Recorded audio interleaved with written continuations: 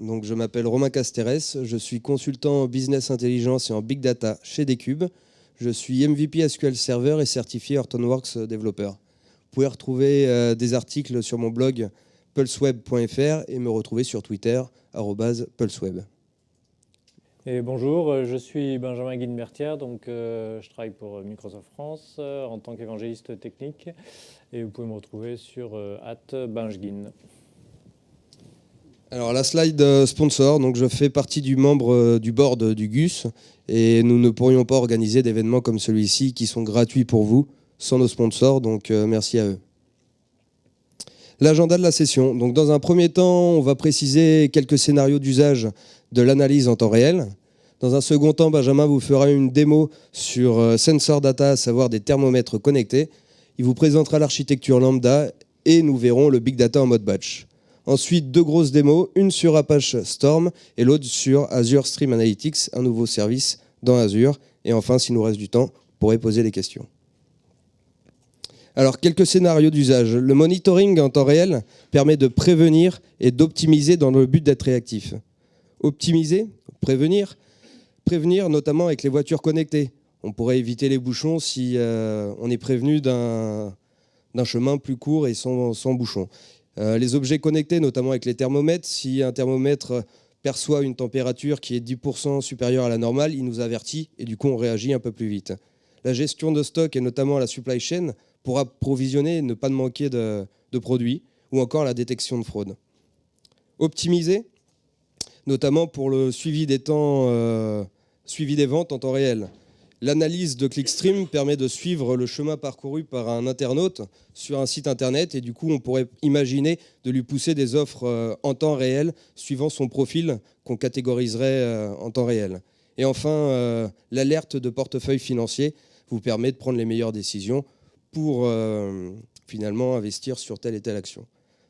Bref, avec l'arrivée de l'analyse des réseaux sociaux, des objets connectés, il devient de plus en plus nécessaire d'analyser en temps réel et ce, sur des volumétries de plus en plus grandes. Je laisse Benjamin vous présenter sa démo. N'hésitez pas à tweeter sur la session, parce qu'à la fin, il y aura une petite démo Twitter. Je switch. On a switché. Voilà, donc l'idée, en fait, c'est d'analyser en temps réel une dizaine de devices. Là, c'est pour un cas assez simple. Une dizaine de devices qui envoient leur température. Donc là, c'est fait avec un simulateur. Ici, ce qu'on voit, c'est qu'en bas, on a les différentes températures. Donc le device ID, un timestamp à l'endroit où ça a été envoyé, un device ID et puis ensuite une température aléatoire, comme vous allez pouvoir le voir. Et l'idée, c'est d'aller suivre ça du coup dans un dashboard qui, lui, va montrer effectivement ces 10 courbes de température sur un dashboard. Donc, évidemment, l'idée, c'est de pouvoir le faire dans un modèle qui puisse monter en charge. Donc voilà. Donc là, pour l'instant, je ne rentre pas dans le détail de la démo. On va voir après comment est-ce que c'est fait. Mais l'idée d'abord, c'était de vous montrer, de fixer un peu le cadre et de ce dont on essaye de parler dans la partie Big Data Real Time. Et plus précisément, en fait, ça se situe dans le cadre de ce qu'on appelle la lambda architecture. En fait, souvent, dans la partie Big Data, on a tendance à penser que c'est big parce que ça s'appelle big data. Et effectivement, un des aspects, c'est de traiter pas mal de volume. Mais ce volume, ça peut être aussi de le traiter en temps réel et pas forcément que en batch.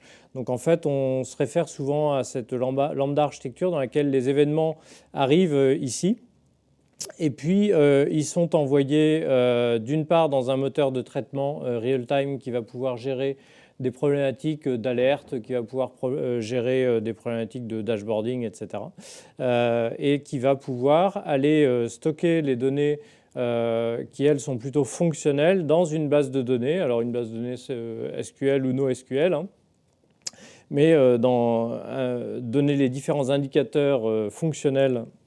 Donc là, ça pourrait être par exemple les températures moyennes toutes les 10 secondes ou toutes les 30 secondes ou toutes les minutes, et aller mettre ça dans une base, et pour ensuite être affiché dans un dashboard ou être traité par ailleurs. En parallèle de ça, on va également stocker les différents événements pour pouvoir les traiter cette fois-ci en batch, de façon à pouvoir retraiter en fait l'historique des données qu'on peut avoir eu sur 2 ans, sur 3 ans, sur 5 ans, suivant ce qu'on va avoir stocké. Et ce qui va permettre de vérifier des hypothèses qu'on peut faire sur justement tout le stock de données qu'on peut avoir sur le passé. Et éventuellement, le résultat de ces requêtes qu'on va faire ici va pouvoir alimenter justement le dashboard en disant effectivement, je suis intéressé par tel Key Performance Indicator et du coup, je vais l'intégrer dans mon dashboard real-time parce que c'est une nouvelle valeur que je veux effectivement pouvoir observer. Et là encore, le résultat du batch va pouvoir être stocké soit en base de données, comme tout à l'heure, soit également dans du stockage, disons, brut, à la HDFS, par exemple. Et évidemment, on va avoir en aval la partie Query and Merge, donc, qui va pouvoir soit requêter les deux bases, ou une seule, ou bon, et puis afficher ça de façon unifiée. Donc, quelle est la tendance sur les 3 dernières années, qu'est-ce qu'on a juste maintenant, quoi. Donc dans la démo que je vous ai montrée juste avant, c'est évidemment que la partie qu'est-ce qu'on a maintenant. Dans la partie Query and Merge, on va aussi trouver tout ce qui est business intelligence, etc., data warehouse plus classique, qui va pouvoir être à cet endroit-là, avec une alimentation soit qui passe par le batch, soit une alimentation directe classique. Donc voilà, je te repasse la main. Tu parlais du big data en mode batch, donc faisons un focus. Hadoop aujourd'hui est disponible en tant que service via HD Insight. Ah, il faut que je switch de PC. Je switch. J'ai switché.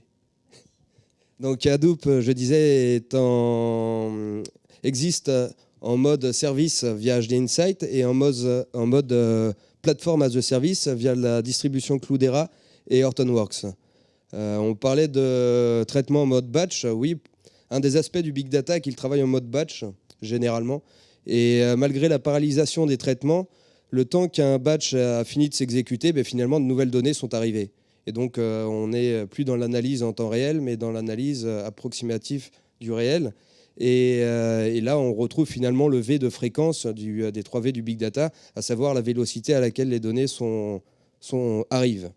Mais des outils de streaming sont arrivés au-dessus de la couche Hadoop, et Benjamin va vous présenter notamment Storm. Tu veux que je switch ? Ah oui, alors pardon, j'ai juste parlé de la... Non, mais c'est bon, je vais Pardon. Hop. Donc dans l'architecture de la démo, ce qu'on a, c'est effectivement le simulateur, donc, que vous avez vu. Et puis, ce que vous avez vu également, c'est le dashboard qui est ici, qui est en HTML5. Dans ce que je vais vous montrer, en fait, il y a une partie, donc, qui est du queuing, c'est-à-dire que tous les événements sont envoyés dans une queue, qui s'appelle Event Hub, donc un service qu'on retrouve dans Azure et qui est un peu l'équivalent de Apache Kafka, par exemple. Donc, on va retrouver en tant que service dans Azure, et Romain va nous en parler tout à l'heure. Un focus dessus, oui. Ensuite, on a Storm qui va aller lire dans Event Hub pour pouvoir analyser les données. Et puis, stocker les dernières données qu'il a eues dans une base NoSQL qui, là, en l'occurrence, est HBase. Et puis, l'envoyer également par un mécanisme de type signalaire dans le dashboard. Et on verra également comment est-ce qu'on peut afficher la même chose dans Excel. Donc, très bien. Donc, commençons par Storm. Donc, Storm, ça fait partie du monde Hadoop. Et c'est un framework en fait distribué de traitement real-time ou near real-time processing qu'on va trouver donc est installable sur un cluster Hadoop. Il y a 2 types de composants principaux qu'on va retrouver dans Storm. Le premier qui sont des spouts, qui a pour but d'aller chercher la donnée à son origine, donc typiquement dans une queue, et qui va aller injecter des tuples en fait, dans la topologie étant effectivement l'assemblage des différents spouts et bolts qu'on trouve ici.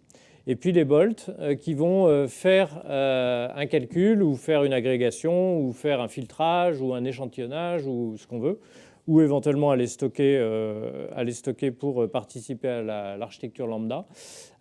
Et puis, éventuellement, peuvent l'envoyer à d'autres bolts qui vont eux-mêmes pouvoir faire la même chose, etc., jusqu'à ce qu'on obtienne le résultat ou les résultats escomptés. Donc, dans l'exemple, en fait, on va avoir donc un spout de type EventHub, donc qui va aller chercher les données dans cette queue Azure qui fait partie de Service Bus, donc qui s'appelle EventHub.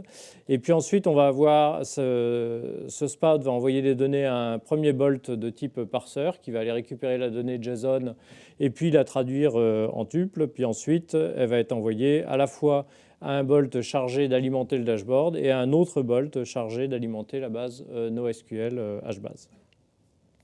Donc si on regarde la façon dont les choses se présentent, donc la même topologie, en fait, vous allez la voir ici. Alors je vais agrandir un peu. Hop. Donc la même topologie, on la retrouve ici avec effectivement le fait de dire, voilà, je crée un... Donc c'est du code Java, hein. Donc je crée un spout de type EventHub. Ensuite, je crée un bolt de type parseur, etc. Et puis on va définir par le code le lien qu'on va avoir entre les différents streams qui vont être générés au sein de la topologie Storm. Donc ça, c'est un premier élément. Ensuite, si on regarde le code plus précisément, le code du bolt EventHub est déjà fourni. Après, si on regarde par exemple le bolt du parseur, donc il a le code du bolt, pardon. Voilà. Donc c'est tout bête en fait, hein. Ça lit le JSON. Et puis, ça va aller envoyer, une fois que ça va être parsé, ça va envoyer les données. Donc, pour le HBase, ça va envoyer le timestamp, le device ID et la température. Et pour la partie dashboard, ça va envoyer que le device ID et la température. C'est le dashboard qui va se charger de dire quelle heure il est. Et puis, on a la même chose pour le dashboard. Donc là, en l'occurrence, c'est le fait de l'envoyer en signalaire. Très bien. Ensuite, alors, ce que je voulais vous montrer, c'était comment est-ce qu'on peut créer un cluster Storm ou un cluster HBase, puisqu'on utilise les deux ici. En l'occurrence, ici, dans le portail, j'ai un cluster HBase et un cluster Storm. Donc, pour créer ce genre de cluster, c'est tout bêtement... Alors là, c'est depuis le portail. Je vous montrerai après comment est-ce qu'on le crée depuis du script. Je vais dans HD Insight. Je crée un cluster HD Insight. Et puis là, je vais pouvoir choisir un cluster de type Storm ou un cluster de type HBase ou un cluster classique de type Hadoop. En fait, il y a ces différents types de clusters de façon à ce que, par défaut, en fait, seuls les services dont on va avoir besoin dans ce cluster-là soient déjà démarrés, ce qui va optimiser l'utilisation de ressources telles que la mémoire au sein de ce cluster. Et dans un mode cloud, en fait, on peut avoir plusieurs clusters qui sont sur un même ensemble de données de type HDFS, puisqu'on va utiliser le storage en fait, de Azure dans ce cas-là, dans des cas assez typiques. Donc voilà. Ensuite, alors ce qu'on va faire, c'est qu'on va pouvoir déployer. Donc, une fois qu'on a compilé en fait le code Java, on obtient donc un jar, hein, comme pour tout bon code Java qui se respecte. Donc, si je regarde, bon, je ne l'ai pas là, mais donc que je récupère et que j'ai ici. Donc, ici, j'ai, vous voyez, ici, il y a température, un monitor JSON. Attendez, si j'essaye de zoomer. Hop, pardon. Pardon, je démarre mon zoom it. Voilà. Donc là, on a le température monitor jar. Donc ensuite, je vais pouvoir, ce que je vais faire, c'est que je vais aller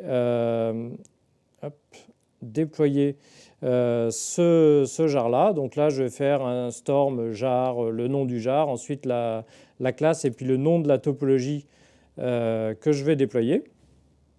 Donc, une fois que j'ai fait ça, je peux aller regarder dans l'interface utilisateur qui est disponible sur le bureau d'HD Insight ici. Et je vais voir effectivement mon infrastructure, ma topologie qui est déployée ici. Et puis, je vais pouvoir effectivement là voir les différents compteurs. Donc là, pour l'instant, ils sont à 0 parce que j'injecte rien du tout. Je vais lancer une injection. Donc là, je vais envoyer une injection de toutes les 5 secondes, par exemple. Hop. Donc là, c'est des compteurs tranquilles. Hop. Et si je regarde ça, donc je vais pouvoir avoir effectivement donc les slots qui sont utilisés, etc. Et puis voir, bon, on pourra revenir dessus, mais on verra le nombre d'événements qui ont été envoyés, etc. Ce qu'il faut voir sur ces compteurs, c'est qu'en général, pour des questions de performance, souvent ils prennent juste une partie de ce qui est envoyé pour avoir plus, et puis ils extrapolent à peu près. Ils vont prendre par exemple 10% des données, puis ils vont donner les valeurs. Donc voilà, alors je vous propose de passer à la partie HBase. Donc HBase, c'est une base de données NoSQL orientée colonne. Donc l'idée typiquement, c'est par exemple d'avoir un ID, puis ensuite un nombre de colonnes qui peut être des millions de colonnes si on veut. Il a pour but d'être à faible latence et s'installe aussi dans Hadoop. Il fait aussi partie du monde Hadoop. Typiquement, ça va servir à aller alimenter depuis des batchs des données dans HBase.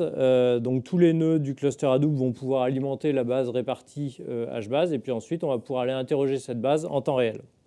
Donc là, en l'occurrence, la façon dont c'est utilisé, c'est effectivement les données de température qui sont envoyées. La particularité dans le cadre de HD Insight, donc qui est ce service Hadoop dans Azure, c'est que les données sont stockées dans le blob Azure, ce qui fait que si on arrête le cluster et qu'on le redémarre, en fait, ça va repointer sur ces mêmes données. Et donc, à nouveau, présenter via HBase, via l'interface HBase, en fait, les données qui sont dans le blob Azure, dans le format purement HBase. Donc, si je vous montre la façon dont ça se présente, si on va juste ici, en fait, alors, je vais sortir d'ici. Je vais peut-être grossir un peu la taille. 20. Hop. Voilà, ça devrait être mieux. Donc, si je vais ici, hop. Voilà.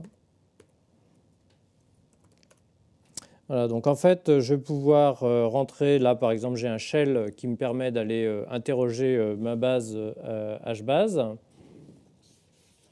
et pouvoir rentrer quelques commandes, comme par exemple le fait d'aller regarder la table sensor data, donc qui a été alimentée par le Bolt Storm et donc qui au fur et à mesure envoie les différentes données. Donc on va avoir une colonne température et puis la colonne timestamp. Donc on va avoir la température et le timestamp avec leurs différentes valeurs. On peut éventuellement faire un get aussi, donc get sensor data. Et puis là, la clé, en fait, c'est une clé qui est en binaire. Donc on va rentrer la valeur en binaire.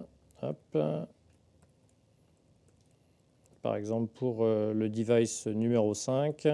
Hop. Donc c'est comme 5, mais en plus compliqué. Et donc on voit effectivement l'arranger pour le device ID numéro 5 avec ces différentes colonnes. Donc il affiche en ligne parce que comme il peut y avoir des millions de colonnes, c'est plus pratique. Et donc voilà en gros ma table HBase. Alors, ce que je voulais vous montrer également dans cette partie-là, c'est que si je regarde les données ici, en fait, donc là, j'ai mon cluster qui est créé dans IOTT qui est là. Donc ça, c'est le compte de stockage de type blob, en fait, sur lequel s'appuie le cluster HD Insight. Alors, on voit deux clusters, en fait, ici. Enfin, on ne les voit pas, mais on voit les deux conteneurs correspondant à ces clusters. Il y a celui de HBase et puis il y a celui de Storm. Donc on voit avec les différentes choses classiques qu'on retrouve dans un cluster HD Insight normal. Et puis ici, on va voir sur la partie HBase. Donc là, c'est un peu l'équivalent de ce qu'on aurait en HDFS dans un cluster Hadoop à demeure. Et ici, on a par exemple dans HBase, on a effectivement un certain nombre de données comme par exemple ces blob storage, en fait, enfin ces blobs, pardon, de type page, qu'on va retrouver ici avec les différentes valeurs qu'on a là. Donc là, c'est les données en UTC, hein, c'est pour ça qu'on n'a pas exactement la bonne dernière heure, mais voilà. Donc voilà, en fait, les données stockées dans le blob storage. Donc ça, c'était la partie HBase. Ensuite, dans la suite de la démo, je ne sais pas où on en est au niveau temps. On est bien. On est bien. Au niveau de la démo, on a également le fait d'envoyer les données vers le dashboard. Donc là, c'est fait avec Signalair, donc qui est un hub de communication. C'est un projet open source écrit en C#, qui est disponible sur asp.net/Signalair, hein, par exemple, et qui vous permet en fait d'utiliser les WebSockets quand c'est possible. Quand c'est pas possible, ça va faire du fallback vers, par exemple, du long polling, etc., de façon à pouvoir avoir une communication bidirectionnelle en web entre le serveur et le client. C'est-à-dire que vous avez, par exemple, dans le dashboard, là, on a la page HTML qui est chargée localement sur le poste de travail et qui va s'abonner aux événements que le serveur va lui envoyer. Donc en fait, le serveur va, dès qu'il reçoit une nouvelle valeur de température, l'envoyer à tous ses clients et les clients, eux, reçoivent ça, typiquement, par exemple, par des WebSockets. On utilise également un deuxième framework qui est D3JS, qui lui est un framework classique d'HTML, enfin, qui s'appuie sur de HTML5 en termes de visualisation, mais qui permet un data binding. En fait, c'est vraiment fait pour afficher des données dans une page HTML5. Donc ça s'appuie effectivement sur des technos HTML5 comme SVG ou les CSS. Et ça, vous pouvez le retrouver sur d3js.org. Donc si je vous montre le code correspondant à ça, alors, donc je retourne dans mon Visual Studio Online, dans lequel j'ai mon repository Git où il y a les différentes données. Et je voulais vous montrer un ou deux codes. Donc si je vais déjà dans le code du dashboard, hop, donc ça c'est la partie, voilà, donc dashboard, je vais zoomer après, hein. Dashboard, et puis là par exemple j'ai le dashhub.cs, donc qui est le code du hub Signalair. C'est-à-dire c'est lui qui en fait va dire dès que j'ai reçu donc il implémente une méthode send, ce qui veut dire que tous les clients, donc y compris le Bolt Storm, vont pouvoir lui faire appel à une méthode. Donc ils vont faire appel à la méthode, ils vont invoquer send en envoyant comme message le contenu en JSON de la donnée envoyée. Et lui, ce qu'il va faire, le hub, côté web server, c'est qu'il va aller renvoyer à tous ses clients le message. Donc en fait, là, le code du hub lui-même est vraiment très simple. Donc ça hérite de hub qui fait partie de Signalair. Et donc sur la méthode send des clients, il prend tous les clients et il leur broadcast ce qu'il a reçu. Donc en gros, il fait juste passe plat. Donc le code est vraiment très simple sur la partie Signalair. Et côté client, alors là pas Bolt, mais côté client HTML5, en fait, on va retrouver ce code-là. Alors je suis en train de regarder exactement à quelle page c'est. Voilà, 137, à quelle ligne c'est. Histoire de tomber sur le bon endroit. Voilà. Donc ici, là, vous avez le code dans l'autre sens qui est de dire, alors en fait on récupère un hub.js, hein, et puis on va dire voilà, je crée une connexion vers mon dashboard hub. Alors la variable elle s'appelle chat parce qu'en général les exemples c'est comme dans Socket.io, hein, ou comme dans Node.js, c'est toujours des exemples de chat. Donc visiblement le nom de la variable n'a pas été changé. Mais et du coup ce qu'on va faire c'est que sur le broadcast message en fait on va faire appel à la fonction qui prend message en entrée et puis on va aller modifier en fait les valeurs dans notre tableau de données qui est là. Et ce tableau de données va lui-même être pris en compte ensuite par D3JS pour afficher les données dans le dashboard, comme vous les avez vus tout à l'heure. Donc ce code-là, en fait, c'est exactement le code qu'on va retrouver, par exemple, ici. Hein, si je fais un view source, je vais retrouver effectivement ce même code. Voilà, pour être plus clair. Donc voilà, vous retrouvez bien ce code-là.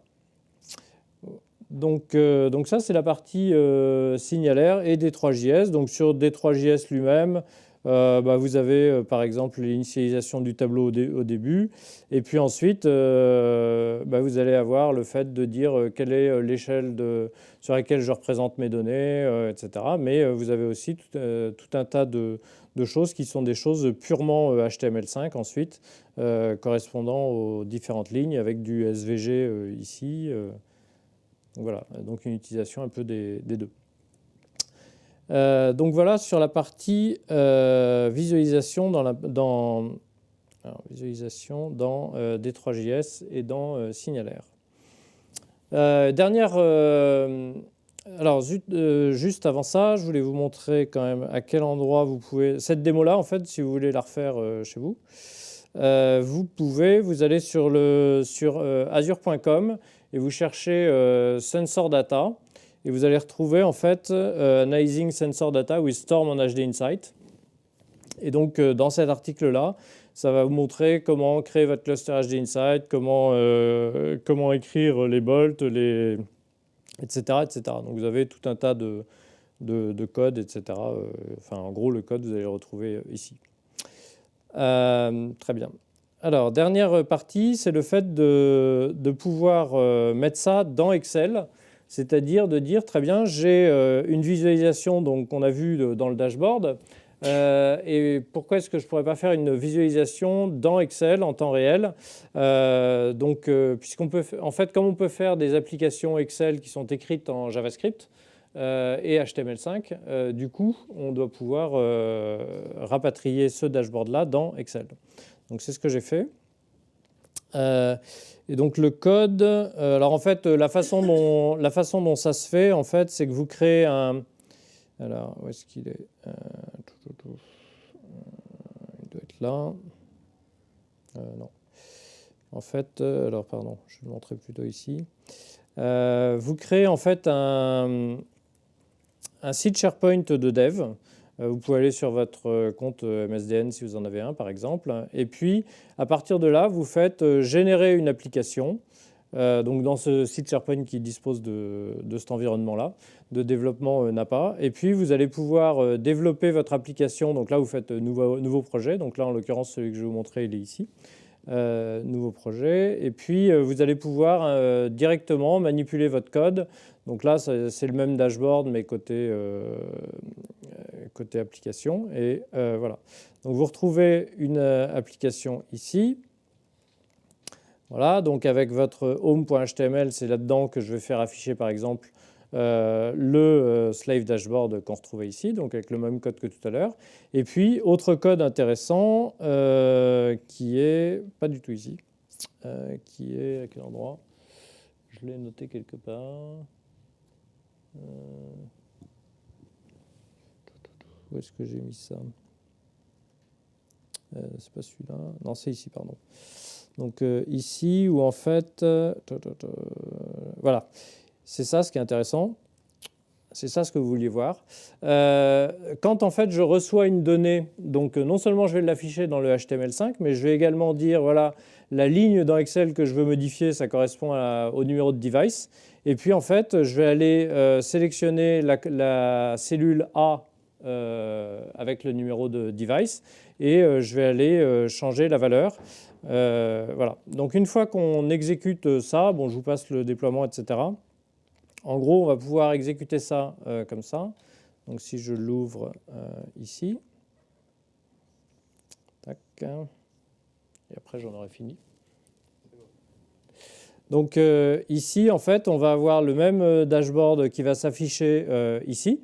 Donc là, on peut aussi le faire dans une pane, hein, donc on n'est pas obligé de faire un affichage ici. Mais là, en l'occurrence, j'ai tous les affichages qui sont disponibles ici, à la fois l'affichage HTML5 qui est ici, mais également les cellules qui se mettent à jour ici. Et sur ces cellules, j'ai créé, là en l'occurrence, des graphiques standards Excel, hein, donc un radar et un histogramme.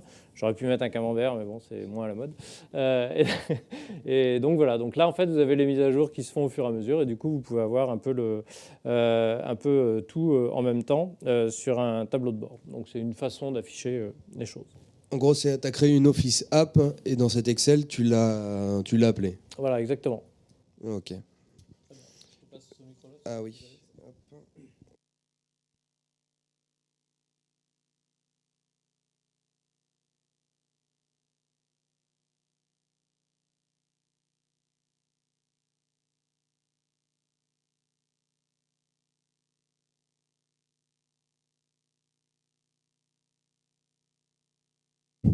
Allô, allô. Parfait.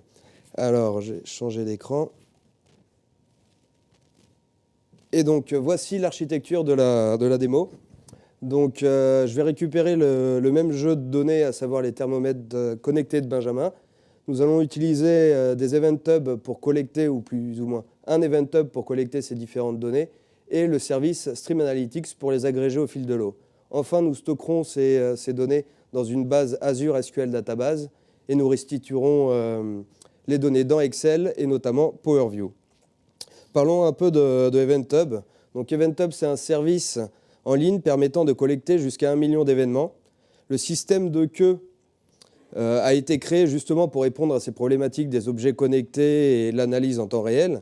La configuration des partitions permet finalement de paralléliser les traitements. Et enfin, l'envoi d'éléments peut se faire via le protocole HTTP ou AMQP pour Advanced Message Queuing Protocol. Les Event Hubs peuvent être créés depuis le portail Azure ou via une API de Azure, ou via l'API Azure. Stream Analytics. Donc, je ne sais pas si vous connaissez Stream Insight, qui était un outil on-premise permettant de traiter des événements complexes. Alors, aujourd'hui, il existe Stream Analytics, donc il est actuellement en preview. Il a été annoncé le 24 octobre lors des Tech Days Europe 2014, donc c'est un outil assez récent finalement. Et généralement, pour créer une solution de streaming, il fallait auparavant créer et configurer l'infrastructure, chose que tu as pu faire dans le cluster Storm, développer les composants d'entrée, de traitement et de sortie, et enfin implémenter une solution de monitoring et de troubleshooting. Finalement, Stream Insight permet de simplifier un peu tout ça en gagnant du temps et en offrant une couche d'abstraction proche du langage SQL. Et les événements peuvent être archivés pour une utilisation future. Notamment, on peut penser à des traitements dans HD Insight. Et là, on retourne en mode batch. Et parce que la notion de temps est finalement importante pour le traitement d'événements complexes, Stream Analytics apporte des fonctions permettant d'agréger au fil de l'eau finalement les données. On peut citer la fonction tumbling, que je vous montrerai en démo, qui permet d'agréger au fil de temps les données sur une plage de temps fixe. Alors les limitations, comme c'est un outil aujourd'hui qui est assez jeune, alors pour moi la limitation la plus importante, c'est la possibilité d'avoir qu'une seule output. Mais l'outil va sûrement progresser. Alors je vais faire 2 démos, donc n'hésitez pas à tweeter aussi parce qu'à la fin, encore une fois, il y aura une petite démo sur Twitter. Donc je vais récupérer les différentes températures des devices, je vais les collecter via Event Hub, je vais les agréger et les filtrer au fil de l'eau pour les insérer dans une base SQL Database. Alors, premièrement, je me connecte à mon Azure Portail. Il faut que je duplicate. Est-ce que c'est bon? Voilà. Donc, je me suis connecté à mon portail Azure et j'ai créé un nouveau service Hub, Bus, qui contient finalement mon Event Hub température. Cet Event Hub température qui collecte les différentes devices, va être utilisé dans un Stream Analytics. Donc pour créer un Stream Analytics, c'est simple, il suffit d'aller dans Stream Analytics, Create, lui donner un nom et lui spécifier un espace de stockage. Parce que le service peut être arrêté et du coup, via cet espace de stockage, il va pouvoir sauvegarder les métadonnées et pouvoir le réutiliser par la suite.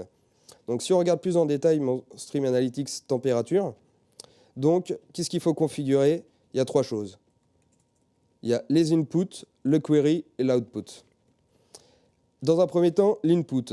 Donc ici, on retrouve mon data stream que je vous ai montré tout à l'heure. Si on regarde, je me connecte à mon namespace Event Hub et à mon Event Hub température.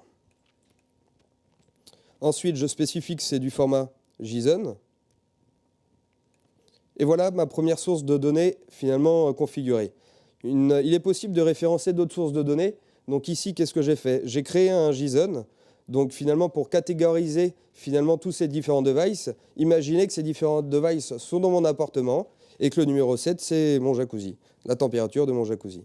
Donc, pour le passer en format JSON, j'ai utilisé une petite application dans le web qui permet de convertir du CSV en JSON. On pourra vous fournir le lien. Et finalement, ça m'a généré ce JSON. Ce JSON, je l'ai sauvegardé dans un blob storage Azure et je l'ai référencé comme source input. Si on regarde le détail, ici, je me connecte à mon storage JSS 2014. Dans mon conteneur JSS 2014, je retrouve bien mon fichier device room.json. Donc voilà, j'ai configuré mes deux sources, j'ai configuré l'output. L'output, je choisis de sauvegarder mes données dans une base de données Azure et donc dans une table AVG température. Si je regarde cette table, elle est là, je me suis connecté à ma base de données SQL Database Azure SQL Database, et aujourd'hui, j'ai aucune donnée dedans.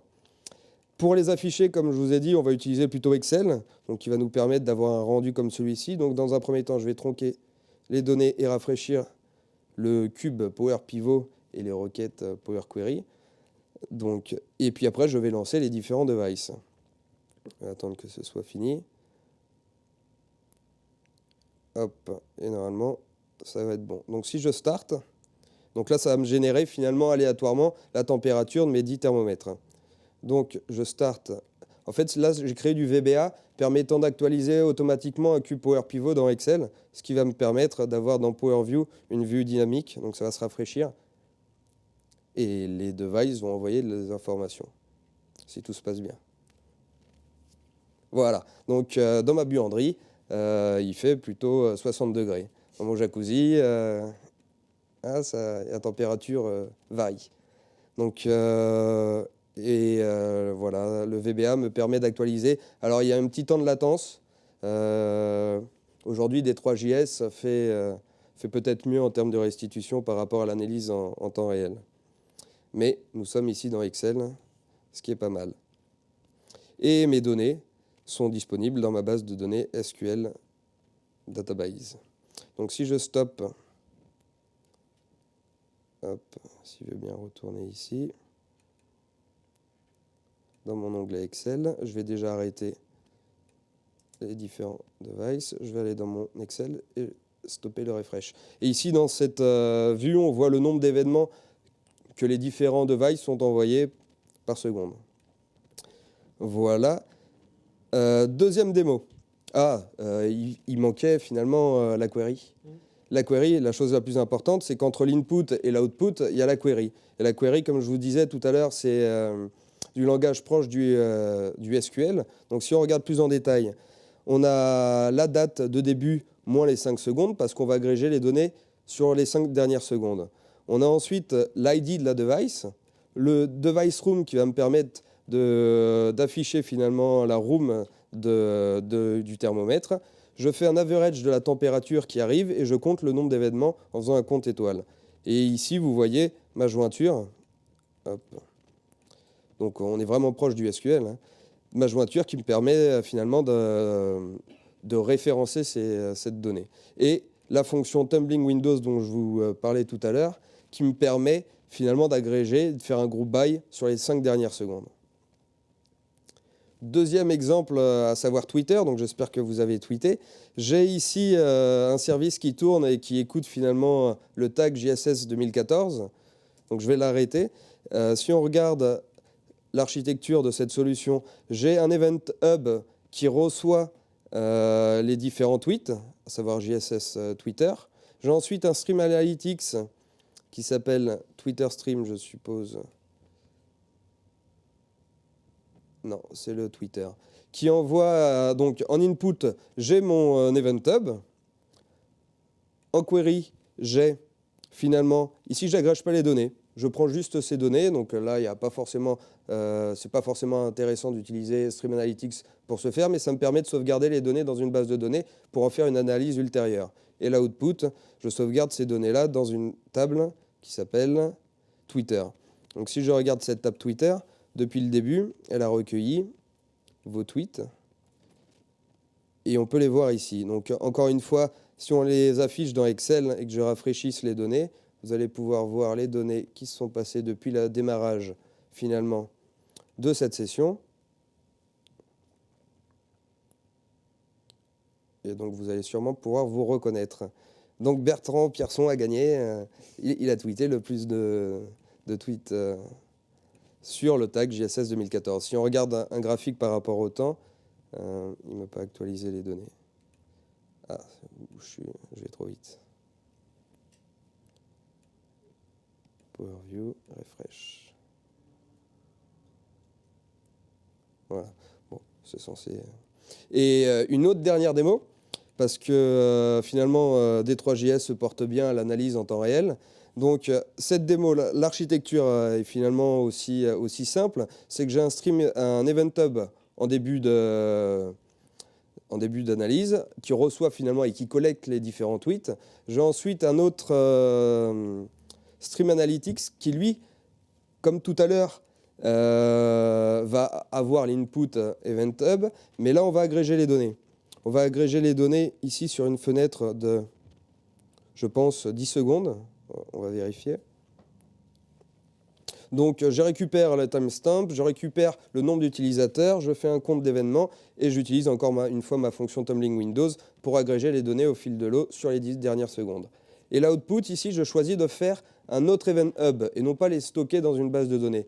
Ce qui va me permettre, notamment avec Signal R, d'afficher en live un graphique comme celui-ci, où vous pouvez voir, donc il reçoit les tweets, Event Hub les collecte, ensuite Stream Analytics les agrège au fil de l'eau, et un autre Event Hub collecte les données, Signal R les reçoit, et 3DJS les affiche.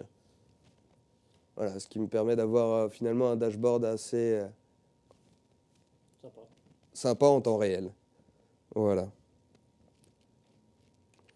Pour faire un comparatif finalement de ces deux solutions, oui, pardon. Hop.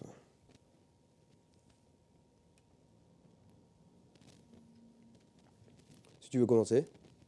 Oui. Il faut l'allumer. Oui, celui-là. Oui, donc en termes de simplicité de mise en œuvre, on voit que Stream Analytics c'est quand même beaucoup plus simple. Enfin, c'est-à-dire que non seulement on n'a pas à déployer un cluster, etc., on a juste à rentrer une requête SQL. Enfin, c'était un peu plus rapide. Si on simplifie, c'est juste une requête SQL, alors que dans Storm, il faut développer tout un code Java, etc. À ceci près que l'architecture lambda aujourd'hui dans Stream Analytics n'est pas aisée, ou comme il n'y a qu'une seule output, finalement, on ne peut pas sauvegarder les données et les afficher en même temps, à moins de faire un développement spécifique, notamment du côté peut-être C# quand on récupère les données. Donc le lambda architecture n'est pas forcément la mieux une des façons dont ça risque d'évoluer, c'est que en fait, on pourrait brancher plusieurs Stream Analytics sur un seul Event Hub, ce qui n'est pas le cas aujourd'hui, puisque Event Hub a ce qu'on appelle une notion de consumer group, et en fait, Stream Analytics lit sur le consumer group par défaut. Donc, s'il y en a deux, effectivement, ils sont tous les deux à lire sur celui par défaut, ce qui ne va pas fonctionner. Mais il est possible que ça évolue. Oui. Et donc, du coup, ça permettra de faire la lambda architecture assez simplement et donc de stocker les choses. On a donc là pour le coup Storm va être plus simple, puisqu'il suffit d'avoir un bolt de plus pour aller copier la donnée dans du blob. Après il faut quand même écrire le code qui va aller écrire dans le blob et accumuler la donnée pour la mettre dans le blob. En termes de coût, finalement Storm nécessite une plateforme, contrairement à Stream Analytics qui est là en offre as a service dans Azure. Donc la mise en 10 minutes, nous avons le service Stream Analytics disponible. C'est aussi intéressant et ça pèse aussi par rapport à vos besoins. En termes de donc type de requête possible, évidemment, Storm va permettre beaucoup plus de choses, comme enfin tout ce qui est plus compliqué à gérer en général, c'est parce que le but c'est de pouvoir faire plus de choses. Donc effectivement, dans les Stream Analytics, c'est l'avantage d'être très simple dans les cas simples, de pouvoir. Alors on peut faire des choses un peu plus compliquées, comme le fait d'enchaîner plusieurs requêtes SQL, etc. Donc ce qui permet déjà de faire des choses intéressantes. Dans Storm, on est limité par le code Java, quoi. Car 5 agrégats aujourd'hui dans le code SQL de Stream Analytics. En termes de réversibilité, c'est-à-dire le fait de pouvoir faire la même chose en dehors du cloud Azure, évidemment Storm est disponible dans plein d'environnements différents. Enfin, tout ce qui est capable d'héberger de Hadoop va pouvoir héberger du Storm, en gros. Donc, ça permet d'avoir le même code ou la même façon de faire dans plein d'environnements différents. Là où Stream Analytics est évidemment spécifique à Azure.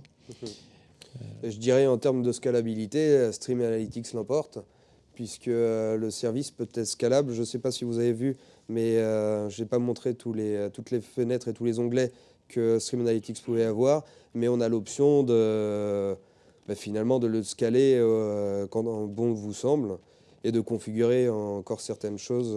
Alors, je modérerais juste en disant que c'est effectivement plus simple de monter en charge, enfin de rajouter des unités de scalabilité.